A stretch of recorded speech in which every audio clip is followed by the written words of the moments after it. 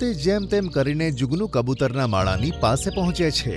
તેને જોઈને જુગનુ બોલ્યો, અરે આજે તો એવું લાગે છે કે જાણે ઊંટ પહાડની નીચે આવી ગયું હોય. કેટલાક દિવસ પહેલા આવી જ હાલત નન્નુની હતી, જ્યારે મેં તને કીધું હતું કે તું તેની સાથે ખોટું કરી રહી છે. હવે ખબર પડી ને કે તે આ કામ કેવી રીતે કરતી હશે? હા ભાઈ, મને ખબર પડી ગઈ છે.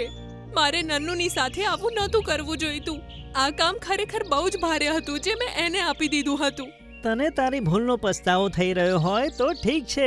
હું તને કહી દઉં કે તારા ઘરે જે છે તે નન્નુ નથી, મધુ છે. નન્નુ અને મધુ ટોટોની સાથે ઉડતા ઉડતા જુગનુના ઘરે આવે છે. નન્નુ અને મધુને જોઈને સાવકીમાં કહે છે, બેટા, મને માફ કરી દે. મેં ન જાણતા તારા ઉપર ખૂબ અત્યાચાર કર્યા છે.